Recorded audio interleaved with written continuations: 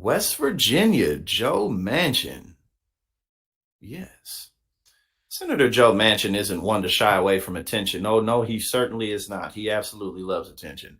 And he's getting plenty of it by keeping everyone guessing about his reelection plans. Assuming he runs, Democrats will have a fighting chance to defend this seat in a state Trump carried by 39 points in 2020.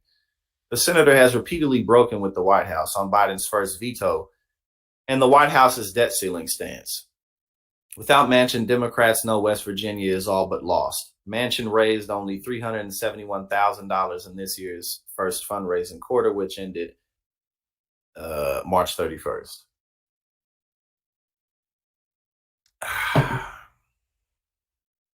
Republicans are already attacking him. Yes, because Joe Manchin isn't a Republican. Joe Manchin is a Republican. Republicans will likely be spending quite a lot of time and money attacking each other in the primary. Okay, so we'll keep our eyes out for that. Apparently, and I think it was Joe Manchin mentioned he may run for president. But I mean, why? Why, man? Montana incumbent Democrat Jon Tester. Democrats got welcome news with Senator Jon Tester's announcement that he's running for a fourth term and that he raised $5 million in the first quarter, more than $1 million of which came from small dollar donors. Tester is running in Trump country. Montana backed the former president by 16 points in 2020, but like Manchin, he has a well-established brand to draw on, which includes breaking with Biden when he needs to. Okay, so basically he's a Republican as well. Ohio. Ohio. Democrat Sherrod Brown, sorry. Sherrod Brown is the only Democrat to win a non-judicial statewide race in Ohio over the past decade, so the big question for 2024 is whether he can defy expectations again in his red trending state. Trump has twice carried the Buckeye state by 8 points, and his handpicked candidates J.D. Vance defeated Democrat Tim Ryan by about 6 points in last year's Senate race, despite the Republicans' campaign struggles. Ooh. Brown is much more of an institution in Ohio than Ryan, and he's built up relationships not just among white working class communities but urban centers too. He raised $3.6 million in the first quarter of the year. Okay, so he raised 3.6. The last guy from Montana raised $5 million, and then we just read that Joe Manchin only raised $371,000 in the first quarter. So I guess they just want a full-on Republican or some shit. Arizona, oh, please get Kyrsten Sinema up out. Please get her the hell up out of here. Jesus Christ.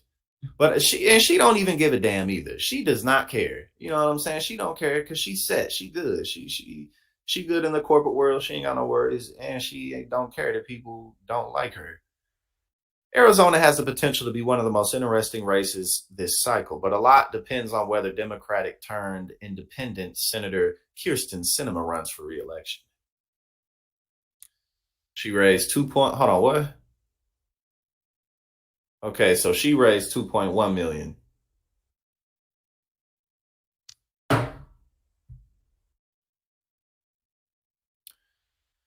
All right. Hopefully she gets the hell up out of here, Kyrsten Sinema. Number 5, Democrat Jackie Rosen.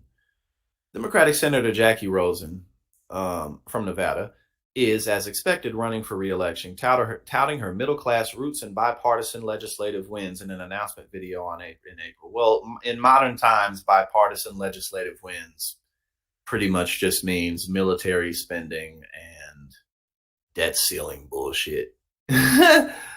Pretty much, because Republicans are like, fuck a minimum wage, and Democrats are like, oh, let's protect Obamacare, and Republicans are like, fuck Obamacare. So it's like, what bipartisan legislative wins are we talking about? Number 6, Wisconsin. Tammy Baldwin.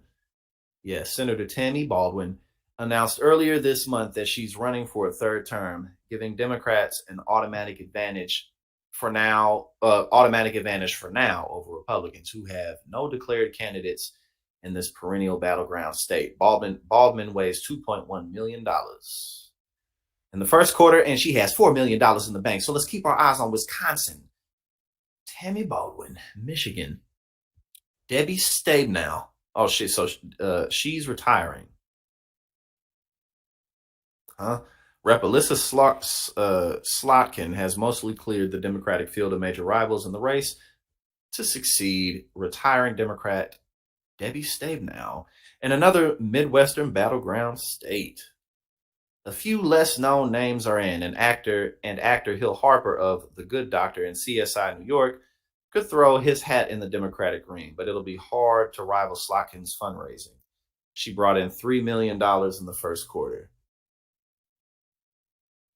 All right, so let's keep our eyes out for Michigan as Democratic Senator Debbie Stabenow is retiring. She's hanging up the cow. Now we're on to Pennsylvania. Bob Casey. I don't think I've ever heard of him before. Maybe I have. I don't know. Maybe I'm tripping. Slotkin's pretty good. Okay, cool. I'll definitely look more into her. I'm definitely familiar with the name, but I'm not familiar with anything that she's done. So I'll check her out. All right, so we got Bob Casey, who disclosed a prostate cancer diagnosis earlier this year, announced that he was running for a fourth term. Also, he's been there for a while. My man's been there for, 18 years. A former state auditor general and treasurer and the son of a two-term governor. Oh, my man's been in the game. This dude had the red carpet laid out for him.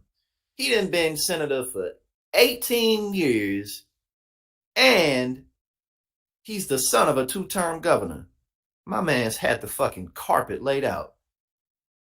Hold on. Wait a minute. Oh, giving politician. Oh, that's a good distinction, ZJ. Because basically what you just said is, now, you may find a few things that you're not quite fancy with, but compared to the other corporate Democrats, and she's not so bad. Important distinction. And thank you for pointing that out, but that is real, though. Sometimes you just gotta, sometimes good enough is good enough, you know what I'm saying? Especially when it comes to politics and the way shit goes. Sometimes good enough is good enough, and you gotta roll with what you got and keep the fight pushing forward.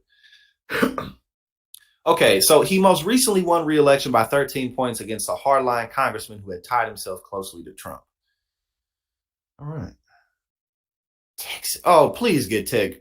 Ted Cruz is one of the most unlikable people I've ever seen. Like, and it's just like, because he's such just a wimpy bitch ass dweeb. Like, she's just a shameless brown nosing. He's disgusting. I don't like Ted Cruz. He's fucking gross. Texas and Florida, both in a far different category of competitiveness compared with the rest of the states on this list, are trading places this month. GOP Senator Ted Cruz is running for re-election after passing on another presidential bid. Yes, don't run. Why? He raised $1.3 million in the first quarter. That's kind of low. I was just about to say, for a state as big as Texas, that ain't nothing. $1.3 million ain't, and not just because of how big the state of Texas is. And there's a lot of fucking money in Texas. There's a lot of economic activity in Texas. But also, because Ted Cruz is one of the most famous Republicans in the country. So for him to only be pulling in $1.3 million, he's beatable. We got to get somebody good to run against him. Beto O'Rourke hasn't announced. I mean, I don't know. Who else? Democratic Rep Colin Allred, who raised about $500,000 in the first quarter. So he's looking at it. Okay, so please get Ted Cruz the hell up out of here. Number 10, Rick Scott. Oh, Rick Scott, the Medicare fraudster, the health insurance scam artist extraordinaire, who should be in prison. But instead, he's the senator of Florida. Former governor, now senator. No, right. No, for real, Scott. Like, seriously, Ted Cruz is just like, he's just, ugh. That's all I gotta say. He's Jesus. Rick Scott has a history of close elections. He was first elected in 2018 by a fraction of a point. Woo! Following 2 prior narrow wins for governor, but GOP Senator Marco Rubio and Governor Ron DeSantis won commanding victories last fall, suggesting the state is getting redder.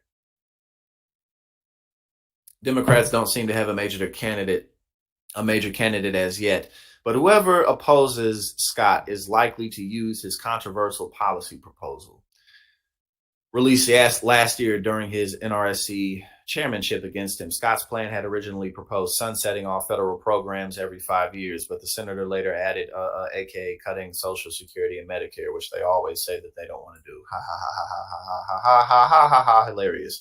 But the senator later added a carve out for Medicare and Social Security amid backlash from his own party.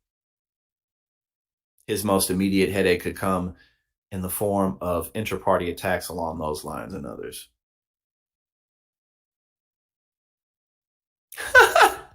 Right, Rick Scott.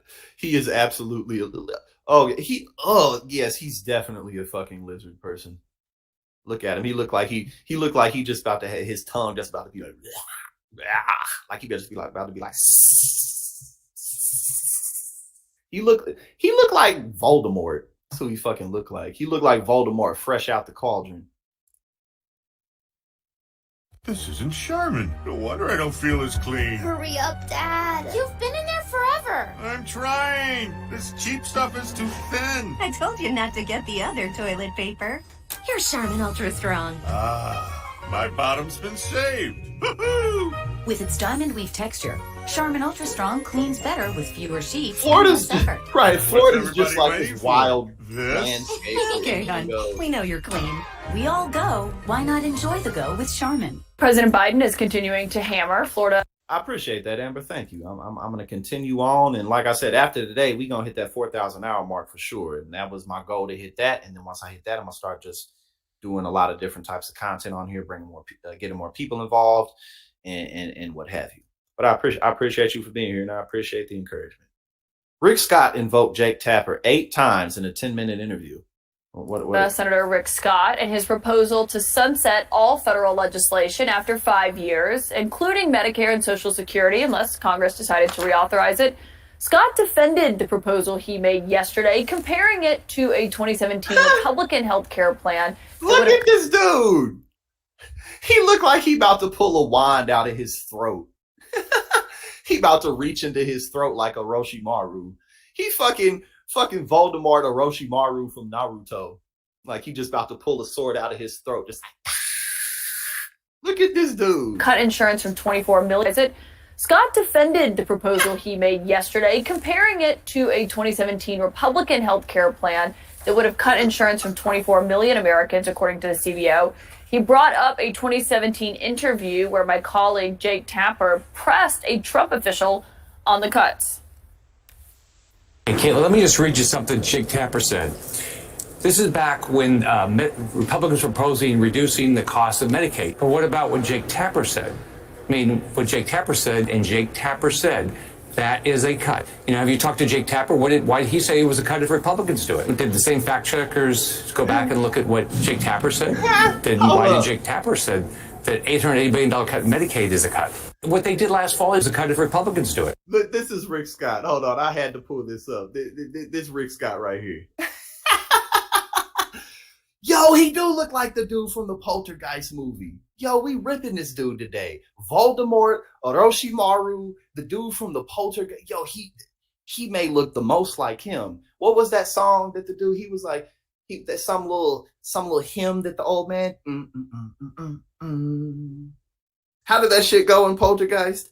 Like, I don't know, but this is what I had to show y'all, because this motherfucker, man. Is this not Tim Scott right? I mean, Rick Scott. Here we go. Hold up. This is Rick Scott. Snake looking ass. Here we go.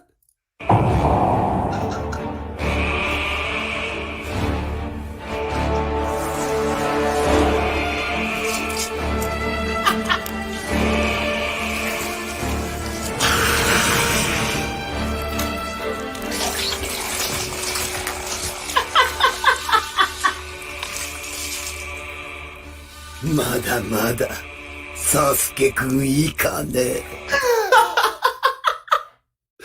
Yo, this dude, oh my God.